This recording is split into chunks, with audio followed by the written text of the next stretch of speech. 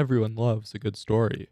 Just ask Final Fantasy XIV, which is said to be the most popular MMO. This 10-year-old game isn't known for its gameplay or its graphics. It's known for its story. In some ways, it's more like a visual novel than an MMO. Suffice to say, a good story is key. Luckily for Riot Games, it seems like they've understood this since the early days of League. From the Journal of Justice to the Burning Tides event, where they disabled Gangplank to simulate his in-war death, Riot has cared about war since the beginning. This attention to war must surely carry over to the MMO. Why else have they been writing and drawing and animating the story of Runeterra for over a decade? However, it's not all promising. Complaining about the Ruination event at this point is a bit like the resurgence of vinyl. We should have been done with it ages ago. But it's an important data point since the event was an absolute disaster. What makes it worse is that while people often say it was written by the Skin team, it appears it wasn't. Jared Rosen, principal writer at Riot Games, said the event was written by Riot's narrative team. Not a good look. For shaping future projects, I hope that Riot has learned its lesson and will continue to create a more compelling narrative.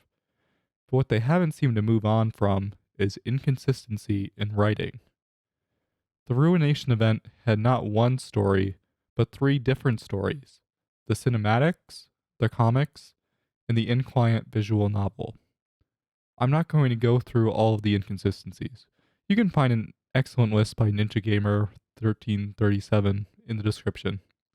A simple one is how Rookie, the player character, is present in the client visual novel and arguably important to the story, but is nowhere to be seen in the cinematics or the comics. But the event was far from unique. This will put a wrench in their plans! Heimerdinger is a great example for inconsistencies. In his lore page, it describes him as a professor and an excellent inventor. He is those things in Arcane, but in the show he is also a founder of Piltover and a leader of the city, facts that are conspicuously absent from his universe page. His personality is also completely different. His universe bio describes him as thriving on answering the universe's most impenetrable questions.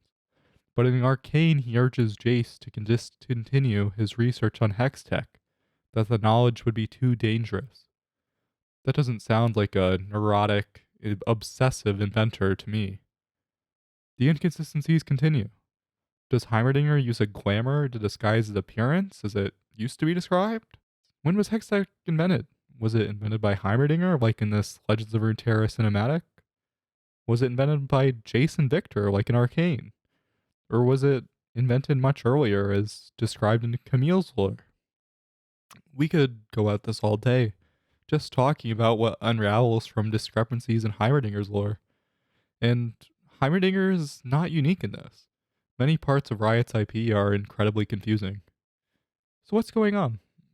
Well, Riot has made huge lore changes before, completely removing the Institute of War for one. It constantly shifts in important ways. Riot's universe page, essentially the official lore wiki, rarely receives updates as things change. It is no help in the matter. It seems to me that no one wants to own the Runeterra lore. There isn't anyone who meticulously tracks the details between projects and gives final approval. It appears that every project just makes up whatever they want to fit their desired narrative. This can be good at times, but not at the scale we've seen. I think part of the problem is a lack of planning. Now, to be fair to Riot, many of their projects have been in the works for years. Arcane took 6 years to make and was overhauled at least once. Rune King, which has its own inconsistencies, has been in development for at least 2 years, but probably longer. Projects take time, and it must be hard for them to deal with the shifting lore as well. But compare this to Marvel. The payoff of the Thanos storyline took close to a decade. Their lore phases 4 and 5 are also planned for the next several years, possibly longer. Will Riot, an indie company, be able to do the planning necessary to come up with a compelling lore? I hope so. Riot's MMO is the light at the end of a tunnel for many dissatisfied MMO players. While it's possible for them to make a successful game that has a poor war experience, if Riot really wants to make the IP that defines a generation, they eventually need to get it right. I just hope it's sooner rather than later. If you like this video, please consider subscribing for more news, analysis, and speculation.